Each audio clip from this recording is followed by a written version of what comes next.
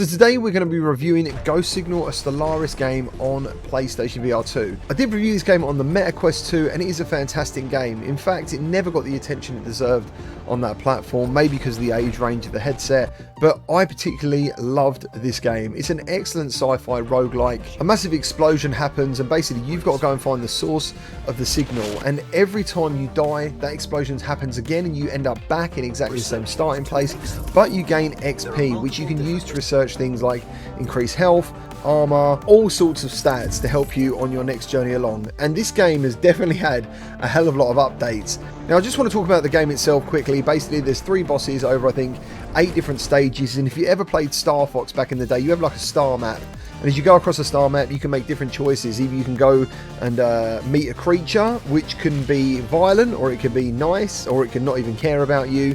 Or you can meet people called the Tinkerers who can sell you stuff for like cheap or it's expensive, or they can remove viruses from your ship which you might pick up when you explore planets. And there's a whole host of upgrades and weapons. Like literally you'll get a grid full of icons. There's all sorts of things this game has. It's very hard to actually explain, but there's a lot of power-ups that can assist you. In the PSVR2 version, I think the Quest version now as well, there's 4 ships that you can choose. You start off with the default one, which is actually kind of my favourite actually, until I started using one of the newer ones and the boost just looks so much cooler. But anyway, you'll have 3 ways of attacking different enemies. And when I say different, there's actually different species in this as well. I don't really remember that on the Quest. In this one, there's like a variety of aliens you come across. And also at times you might have to assist one faction or the other, and you basically get to choose what reward you want by doing that. So going back to the ship, you can attack via missiles which demand a lock-on, blaster cannon on your ship, or a laser. The laser is for long distance. The blasters are for anything within a closer proximity.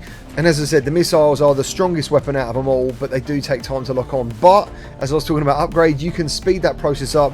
The missiles can get fire damage, the blasters can do more damage and knockback damage, the lasers can build up damage over time.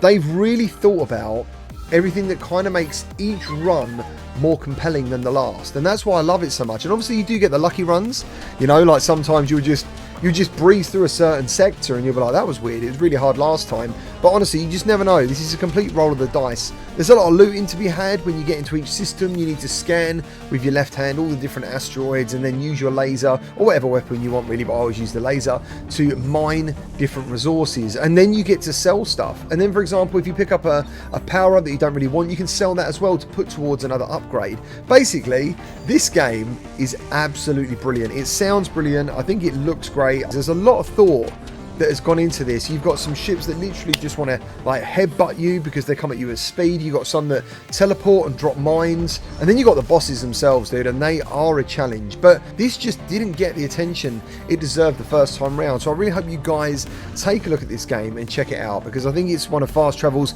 better games that no one really talks about. Content creators do talk about it, but they all basically said it didn't do very well on their channels. But it's a really good game, and you can just spend hours in this and time just flies by. Hence this review might be going up a little bit later because I've been playing it all day. And there's also a speedrun challenge as well, where I come across one of my friend's ships that blew up and I scavenged his ship for a power-up. I thought that was really cool. In terms of PSVR2 updates, we've got improved visuals, higher resolution, better lighting, and you can definitely see all that stuff. There's also auto-saving. So basically, if you're in the middle of a run and you've got to quit out, that's fine, as before you couldn't do that. I remember Returnal was like that when it first launched. And this game, even though it's not like Returnal, because Returnal is a full-on third-person shooter, a lot of the risk for reward, a lot of the intensity from Returnal is here. Trying to get the best stuff, to get the best upgrades, to basically invest in your ship, to make it the most powerful it can be, to make this run the run that you complete the game. In terms of gameplay length, I can't really quote it, and I actually think it's going to be